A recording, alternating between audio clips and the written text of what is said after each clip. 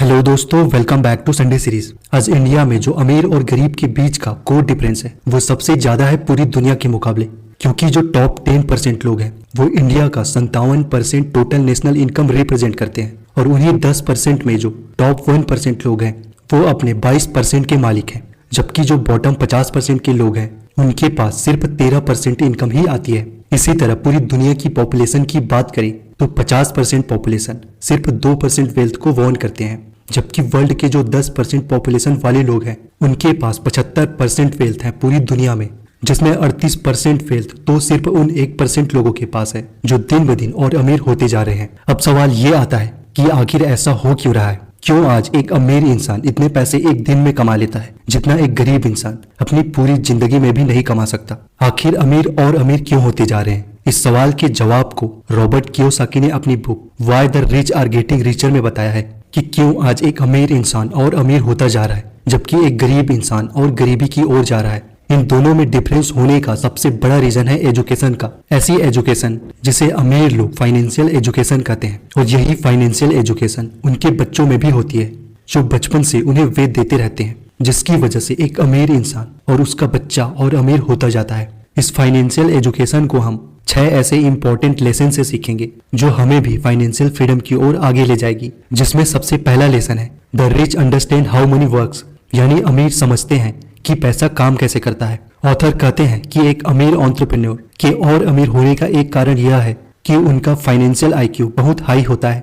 अगर कोई पैसे के बारे में पढ़ रहा है, दूसरों से पैसे के बारे में बात कर रहा है और प्रैक्टिकल तरीकों से पैसे के बारे में सीख रहा है, जैसे कि एक बजट बनाना, उसे 401 के यानी रिटायरमेंट प्लान में इन्वेस्ट शुरू करना, तो उसके पास एक हाई आईक्यू माइंड है जो बिना एजुकेशन वाले किसी इंसान से कहीं ज्यादा होगा। सिर्फ यही एक चीज एक अमीर बनने जा रहे अमीर इंसान को समय के साथ और भी अमीर बनाता है। दूसरा लेसन है द रिच पे लेस इन टैक्सेस, यानी अमीर लोग टैक्स कम पे करते हैं।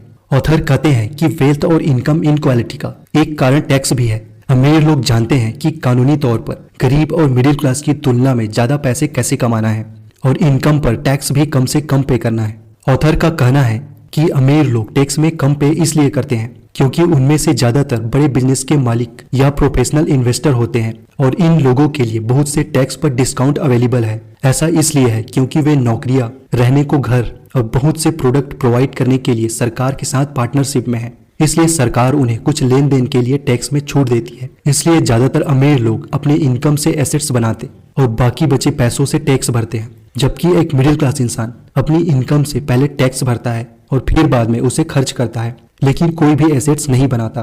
तीसरा लेसन है दे मेक मिस्टेक्स, यानी वे गलतियां करते हैं। अमीर लोग गलतियां करने से नहीं डरते। जब वे गलतियां करते हैं तो वे उनसे सीखते हैं, फिर उन्होंने अपनी गलतियों से जो सीखा है उसे लागू करते हैं और अमीर बन जाते हैं। कियोसाकी का कहना है कि पुअर और मिडिल क्लास लोग रिस्क के खिलाफ होते हैं। वे गलतियों को गलत नजरिए से देखते हैं और इसे किसी बुरी चीज के बराबर मानते हैं। ऑथर ने जिन मिलेनियर्स से बात की है उन्होंने बहुत सारी गलतियां की हैं, लेकिन हमने इस प्रोसेस में अपने फाइनेंस को खत्म नहीं किया। हमने गलतियां की, उनसे सीखा, बेहतर हुए और आगे बढ़े। चौथा लेसन है they take advantage of crisis, यानी वे दुर्घटनाओं का फायदा उठाते हैं। ऑथर का कहना है कि अगर वॉलमार्ट पर 50% छूट वाली सेल चल रही है तो आप स्टोर में एंट्री नहीं कर सकते। इसके बजाय अगर वॉल स्ट्रीट पर 50% की छूट है तो गरीब और मिडिल क्लास लोग भागे छुपे फिरते हैं कि स्टॉक मार्केट क्रैश हो गया। अनफॉर्चुनेटली ज्यादातर लोग उन चीजों की खरीदारी करते हैं जो उन्हें गरीब बनाती है, जैसे नई अट्रैक्टिव कारें, नए कपड़े और गहने जैसी चीजें। वहीं अमीर लोग सस्ते दामों पर खरीदारी करते हैं जो उन्हें और अमीर बनाता है। वे सस्ते दामों पर बेस्ट स्टॉक खरीदने के लिए स्टॉक मार्केट के क्रैश होने का इंतजार करते हैं। वे दुर्घटनाओं के लिए तैयार हैं ताकि वे सस्ते दामों पर इमूवेबल प्रॉपर्टी खरीद सके।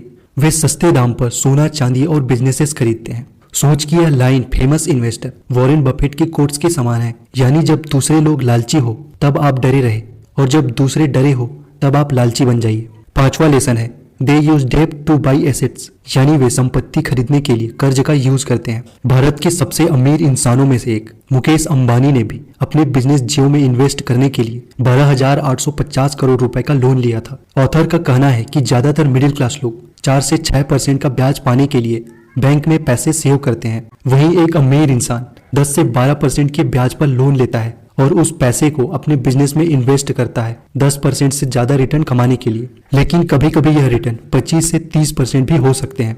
रॉबर्ट कियोसाकी ये भी कहते हैं कि हर चीज में रिस्क होता है, जैसे घर से कहीं जाते समय एक्सीडेंट का डर या फिसल कर गिर जाने का रिस्क। इसके बाद भी हम रिस्क लेते रहते हैं। इसलिए एक अमीर इंसान अक्सर ज्यादा जरूरी रिस्क लेने को तैयार रहते हैं। जब भी अगर कोई बिजनेसेस फेल हो जाता है तो बैंक अक्सर दूसरे लोगों के पैसों से लोन की रिकवरी करने की कोशिश करते हैं। कभी कभी रिकैपिटलाइजेशन के जरिए या आम आदमी के सेव किए गए पैसों की मदद से भी लोन की वसूली की जाती है। कियोसाकी कहते हैं कि अगर समझदारी से यूज किया जाए तो लोन और दूसरे लोगों का पैसा, ओपीएम यानी अदर पीपल मनी, भी वेल्थ बनाने के लिए पावरफुल टूल्स हो सकते हैं। इंटेलिजेंट बिजनेसमैन अक्सर अपने खुद के पैसे का यूज करने के बजाय क्राउड फंडिंग, एंजल इन्वेस्टर्स या वेंचर कैपिटलिस्ट के जरिए इन्वेस्टरों से पैसा जुटाते हैं।